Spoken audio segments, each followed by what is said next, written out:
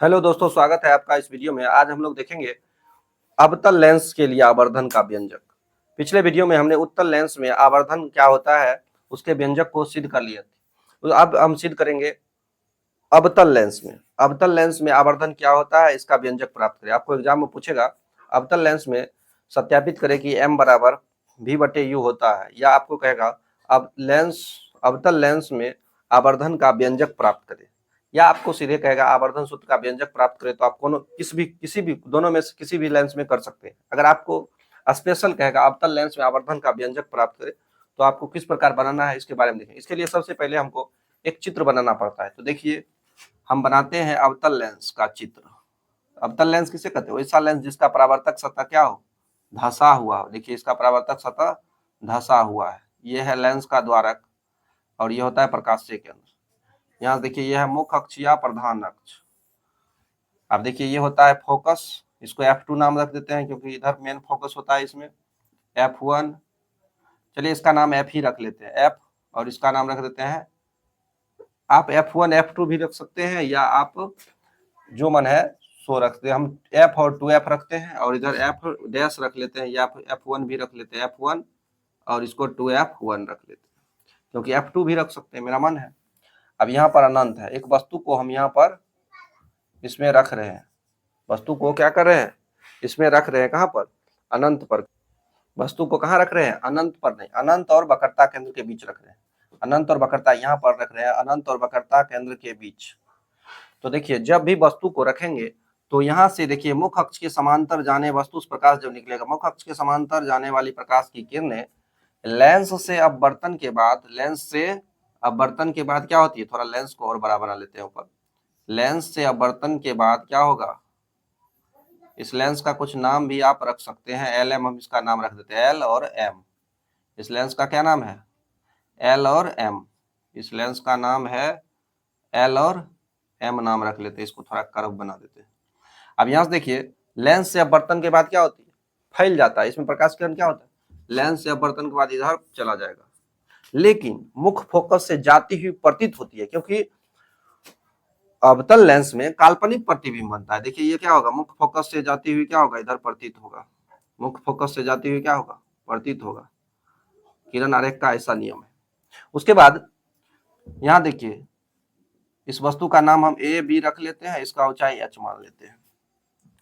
अब यहाँ से देखिए, आपको पता है ध्रुव प्रकाशीय केंद्र से होकर जाने वाली प्रकाश की किरणें लेंस में सीधे निकल जाती है। यहाँ पर देखिए, सीधे इसको निकाल देना है। क्या करना है? सीधे। यहाँ पर क्या होगा? ये सीधे, सॉरी थोड़ा टेढ़ा हो गया, सही से खींच देते हैं। यहाँ से देखिए, ये क्या होगा? यहाँ से निकलेगा और सीधा निकल जाएगा। देखिए, यहाँ से थोड़ा टेढ़ा हो जाता है मार्कर, ये सीधे क्या होगा? निकल जाएगा।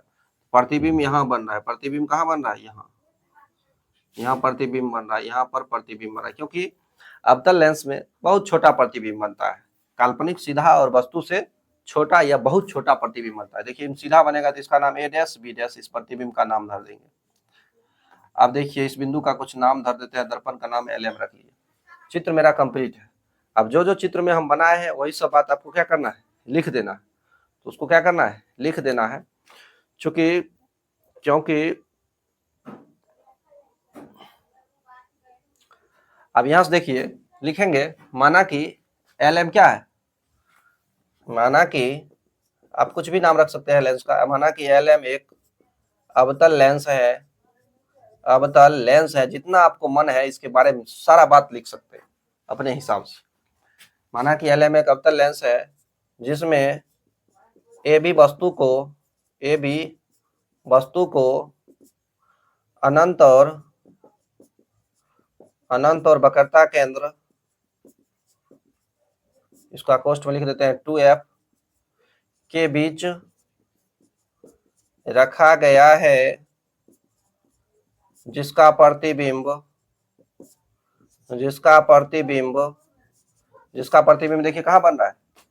F और P के बीच, यानी लेंस और मुख्य फोकस के बीच बन रहा है, जिसका प्रतिबिंब फोकस यानी कि F नाम, इसको F और प्रकाशीय केंद्र या लेंस के बीच, लेंस के बीच या प्रकाशीय केंद्र भी लिख सकते हैं, लेंस के बीच बन रहा है, बनता हुआ प्रतीत होता है, क्योंकि इसमें काल्पनिक प्रतिबिंब बनता है। इसमें क्या बनता है?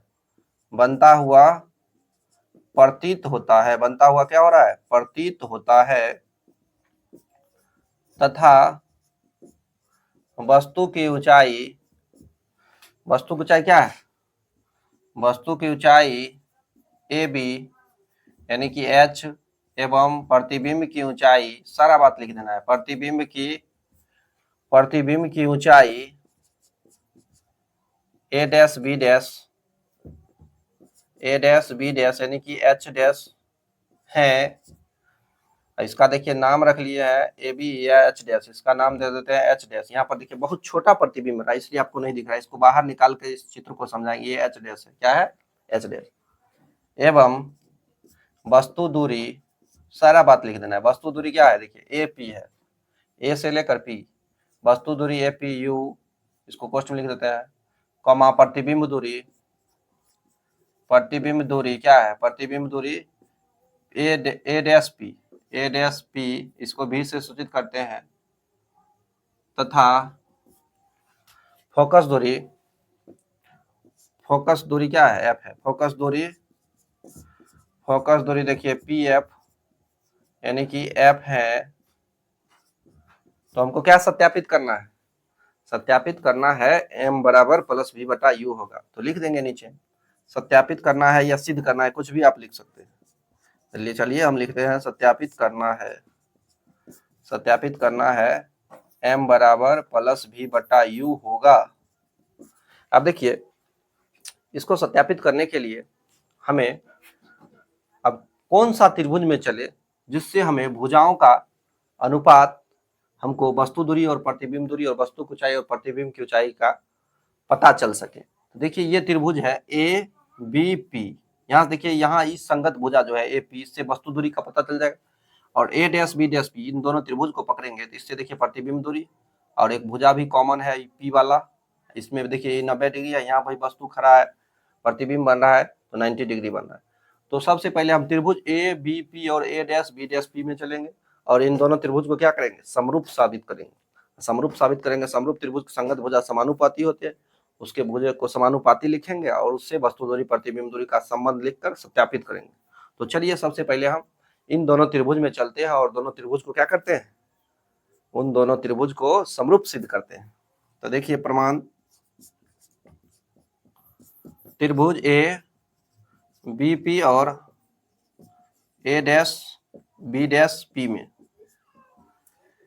त्रिभुज ए बी पी और ए डैश बी डैश पी में, अब देखिए यहां से इसका संगत भुजा लिखते हैं ए बी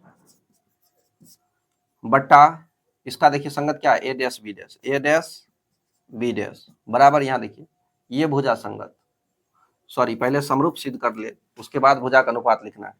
डायरेक्ट हम कैसे लिख सकते हैं? पहले समरूप सिद्ध करेंगे। देखिए इसका कोण क्या है? ये कोण है, ये कोण और ये कोण, देखिए कोण बी ए पी, ये बड़ा त्रिभुज है ए बी पी। और यहाँ देखिए बाहर निकालते हैं त्रिभुज को और आपको अच्छा समझ में आएगा। देखिए ये त्रिभुज है एक, इसका नाम है ए बी पी, और यहाँ से देखिए ए डैश बी डैश पी। अब देखिए बड़ा वाला त्रिभुज में ये कोण 90 डिग्री है, ये कोण 90 डिग्री, इन दोनों कोणों को लिखेंगे। देखिए इस कोण का नाम रखते हैं B A P, B dash A dash P, B dash A dash P बराबर कितना हो गया? 90 डिग्री। अब देखिए ये अनुपात जो है ये ए पी क्या है? वस्तु दूरी। यहाँ पर देखिए ये दोनों उभयनिष्ठ है, ये क्या है? वस्तु दूरी। अभी लिखने की आवश्यकता नहीं है, जब समरूप सिद्ध हो जाएगा उसके बाद लिखेंगे, सॉरी। अब यहाँ से देखिए ये कितना है? 90 डिग्री, इसको लिख दिए। अब दूसरा कोण ये P, देखिए P दोनों में क्या है? कोण P बराबर कोण P क्या है? उभयनिष्ठ है, तो दो कोण क्या हो गया? बराबर हो गया। तीसरा अब ये कोण अपने आप बराबर हो जाएगा, तो कोण देखिए इसका नाम रख लेते हैं ए बी पी बराबर कोण ए डैश बी डैश पी। अब जब तीनों कोण बराबर हो गया, तीनों कोण को क्या कहे? बराबर कर लिए, तो ए समरूपता नियम से क्या हो जाएगा? ये दोनों त्रिभुज क्या हो जाएगा? समरूप हो जाएगा। क्या हो जाएगा? समरूप। लिखेंगे ए समरूपता नियम से त्रिभुज ए बी पी समरूप त्रिभुज ए डैश बी डैश पी। ये दोनों त्रिभुज क्या हो गया? समरूप हो गया। चूंकि हम जानते हैं समरूप त्रिभुज की संगत भुजाएं क्या होती है? समानुपाती होती है। यहाँ पर लिख देंगे चूंकि समरूप त्रिभुज के संगत भुजाएं समानुपाती होता है। इस बात को क्या करना है? लिख देना। अब समरूप त्रिभुज के संगत भुजाएं समानुपाती होता है तो उन समानुपाती वाले भुजा का अनुपात लिखना है। क्या लिखना है? अनुपात लिखना है। तो चलिए इसका अनुपात अब हम लिख के बताते हैं। यहाँ लिखते हैं, नीचे जगह का अभाव है। अब देखिए ये बड़ा वाला त्रिभुज में देखिए संगत भुजा कौन है? ए बी का संगत क्या है? ए डैश बी डैश है। चलिए बाहर चित्र निकाल कर आपको समझाते हैं। यहाँ से देखिए ये है ए बी पी और यहाँ बन रहा है मान लेते ए डैश बी डैश पी। अब देखिए ए बी है ये और ए डैश बी डैश, ये दोनों क्या है? संगत भुजा है। यहाँ पर लिखेंगे ए बी बट्टा ए डैश बी डैश बराबर, इसमें देखिए अब देखिए तीन भुजाएं हैं, एक ये भुजा हो गया संगत, एक ये भुजा और एक ये भुजा। तीन भुजा को हमें कोई आवश्यकता नहीं है लिखने, क्योंकि उससे हमको वस्तु दूरी या प्रतिबिंब दूरी या वस्तु की ऊंचाई या प्रतिबिंब की ऊंचाई का पता नहीं चलता है। अब यहाँ से देखिए ये भुजा लेंगे, ये तो ले लिए ए बी और ए डैश ए बी, हाँ ये भुजा तो ले लिए ए बी और ए डैश बी। अब ये लेंगे ए पी, ए पी बट्टा ए डैश पी, ये संगत भुजा लिया है। ए पी देखिए पूरा वस्तु दूरी यू आई, इतना दूर प्रतिबिंब दूरी है ए डैश भी है, वस्तु दूरी है। ए डैश पी ले लिए। अब देखिए ए बी क्या है? यहाँ से देखिए वस्तु की ऊंचाई, तो वस्तु की ऊंचाई को एच से सूचित करते हैं। और ए डैश बी डैश क्या है? प्रतिबिंब की ऊंचाई है, तो इसको एच डैश से सूचित करते हैं। ए पी क्या है? देखिए ए से लेकर पी तक क्या है? वस्तु दूरी है, तो इसको यू से सूचित करते हैं।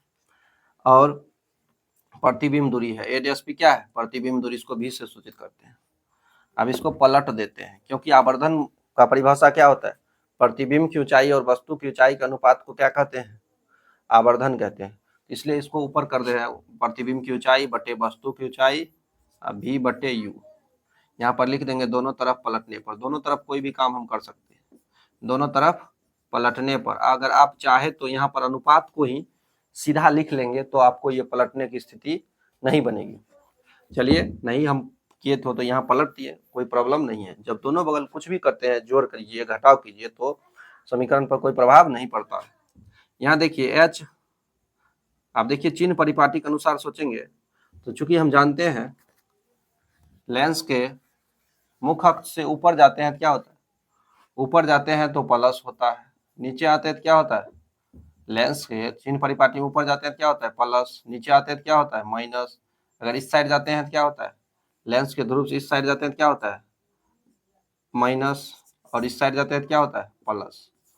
तो इसके अनुसार देखिए वस्तु की ऊंचाई, प्रतिबिंब की ऊंचाई क्या है? नीचे है कि ऊपर है? ऊपर है। ऊपर है तो क्या होगा? प्लस होगा। क्या होगा? यहाँ पर प्लस, और वस्तु भी ऊपर है तो ये भी क्या हो जाएगा? प्लस। प्रतिबिंब कहाँ बन रहा है? प्रतिबिंब दूरी देखिए कहाँ? यही है, इधर है, सब चीज इधर है, ये इधर है। इधर क्या होता है? इधर जाते हैं तो क्या होता है? माइनस, इधर जाते हैं तो क्या होता है? प्लस। तो देखिए तो इसमें इधर आ रहे हैं तो माइनस हो जाएगा, माइनस भी या माइनस यू। वस्तु भी इधर है बन रहा है और प्रतिबिंब भी इधर बन रहा है, दोनों क्या हो जाएगा? माइनस हो जाएगा। क्या हो जाएगा? माइनस। तो देखिए माइनस से माइनस क्या होगा? ये कट जाएगा, तो बच गया एच डैश बटे एच क्या होता है? एम होता है, क्योंकि आवर्धन बराबर सूत्र होता है एम बराबर एच डैश बटे एच, यानी कि प्रतिबिंब की ऊंचाई बटे वस्तु की ऊंचाई। तो इसको एम लिख देंगे और एम बराबर क्या हो गया? एम बराबर हो गया भी बटे यू। यही हमको क्या करना था? सिद्ध करना था। तो इस प्रकार से क्या हो गया? प्रूव्ड हो गया। तो उम्मीद करते हैं आपको अवतल लेंस में आवर्धन का व्यंजक समझ में आ गया होगा। वीडियो देखने के लिए बहुत बहुत धन्यवाद। जय हिंद।